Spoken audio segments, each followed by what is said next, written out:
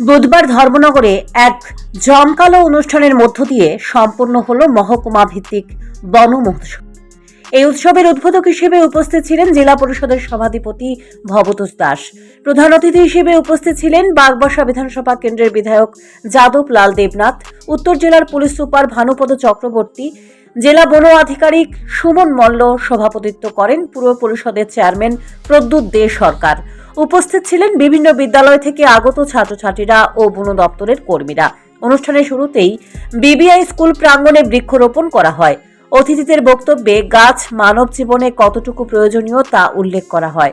প্রতিটি গাছ কী পরিমাণ অক্সিজেন পরিবেশে দিয়ে থাকে এবং এই অক্সিজেন নিয়ে প্রাণীকুল জীবন ধারণ করে থাকে তাও উল্লেখ করেন অতিথিরা।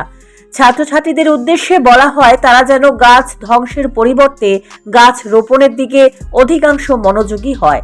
সভ্যতার অগ্রগতির পাশাপাশি পরিবেশের কথা চিন্তা না করে মানুষ নির্বিচারে গাছ কেটে ধ্বংস করে চলেছে, কিন্তু তার বিনিময়ে বৃক্ষরোপণ খুবই নগণ্য পরিমাণে হচ্ছে বলে জানান অতিথিরা।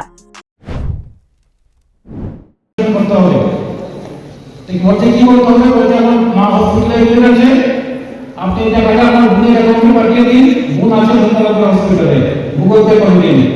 গুগল পে করে দিয়েছে 25,000 টাকা। যে সময় গুগল পে করে দিল তখন দেখলো 25,000 টাকা আমার অ্যাকাউন্টে আসেনি। 25,000 টাকা গেল প্রথম অবস্থাতে। তারপরে দেখবেন ফোন আসছে যে আপনার মোবাইলে যেসব ফটোগুলি ছিল সেই ফটোগুলি দিয়ে আমি এখন ফেসবুকের মধ্যে আপলোড করে দেবো। আমরা যত উৎসব করি তার মধ্যে বন উৎসবকে সর্বাধিক গুরুত্ব দিয়ে আমাদের দেওয়া উচিত।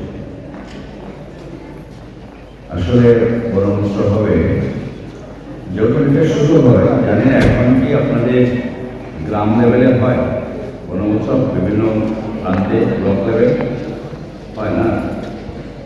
তো আরো গভীরে যাওয়া উচিত, গ্রামে যাওয়া উচিত। কারণ এখানে আমরা এই অনুষ্ঠানটা করলাম, প্র্যাকটিক্যালি এখান থেকে কেউ নির্যাস নিয়ে গিয়ে কেউ ফিল্ড লেভেলে করবে, এই পরিসর দেখে কিন্তু আমার সেটা মনে হচ্ছে। তাই প্রত্যেকের জন্মদিন বা কোনো বিশেষ অনুষ্ঠানে বৃক্ষরোপণের উপর গুরুত্ব আরোপ করেন অতিথিরা। যে পরিমাণ গাছকে কেটে ধ্বংস করা হচ্ছে তার থেকে বেশি পরিমাণ গাছ লাগানোর দিকে প্রত্যেকের মনোযোগী হওয়া উচিত বলে বলা হয়। পরিবেশ রক্ষার্থে গাছের গুরুত্ব অপরিসীম। দিনের পর দিন পৃথিবীর পরিবেশ পরিবর্তিত হয়ে যাচ্ছে, তাই আগামী প্রজন্মকে রক্ষা করতে নতুন বৃক্ষরোপণ করে পৃথিবীকে শস্য শ্যামলা করাই হচ্ছে আগামী প্রজন্মের নিরাপত্তার একমাত্র হাতিয়ার। Bureau report, news prime Tripura.